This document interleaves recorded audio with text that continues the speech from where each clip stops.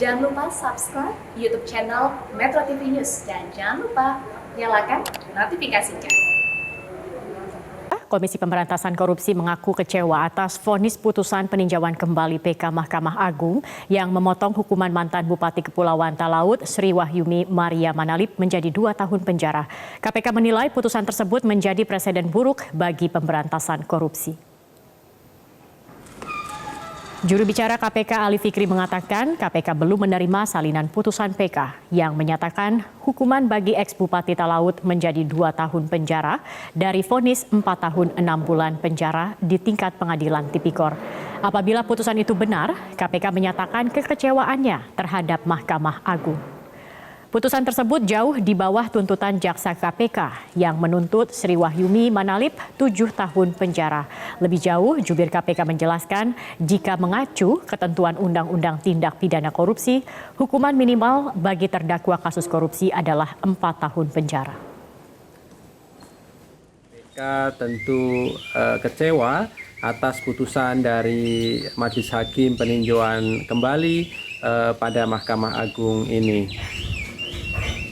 Terlebih apabila kita lihat ketentuan Undang-Undang Tindak Pidana Korupsi, di sana di dalam pasal 12 huruf A ada ketentuan pidana minimum yang dapat dijatuhkan terhadap terdakwa, yaitu 4 tahun penjara. Oleh karena itu, tentu putusan dari Majelis Hakim PK ini bisa menjadi presiden buruk di dalam upaya pemberantasan korupsi saat ini. Bisa kami akan langsung mengonfirmasi hal ini dengan juru bicara Mahkamah Agung, Abdullah. Selamat malam, Pak Abdullah. Benarkah MA telah mengeluarkan putusan atas PK yang diajukan ex-Bupati Talaut, di mana putusannya memangkas masa hukuman dari 4 tahun 6 bulan menjadi 2 tahun. Kalau benar, apa pertimbangan putusan ini, Pak? Terima kasih atas pertanyaannya. Pertama-tama saya juga memberikan apresiasi pada pihak lain, apapun putusan Mahkamah Agung, putusan hakim harus tetap dihormati. Yang kedua mengenai asas presiden.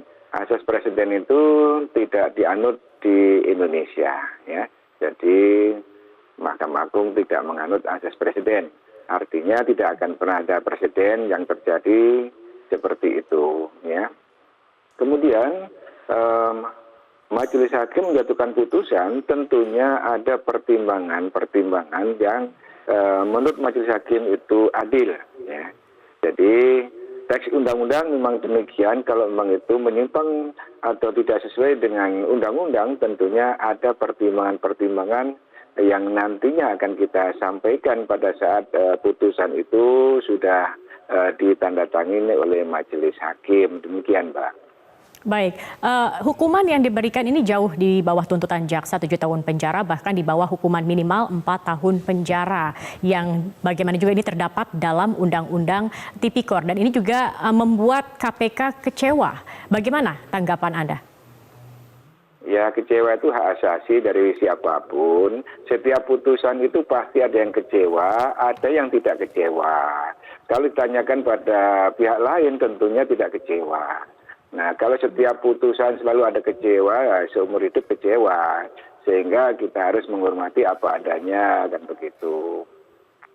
Mengenai kenapa ada tidak sesuai dengan pidana minimal yang telah ditentukan undang-undang, itulah ya, mestinya ada pertimbangan-pertimbangan yang sampai hari ini kita belum tahu pertimbangan itu yang dibuat oleh Majelis Hakim. Ya, insya Allah besok itu kita akan sampaikan gimana sih dasar pertimbangannya sehingga Majelis Hakim sampai memutuskan seperti itu. Begitu, Mbak. Baik. Terima kasih Kepala Biro Hukum dan Humas Mahkamah Agung, Pak Abdullah, sudah bergabung bersama kami di Headline News.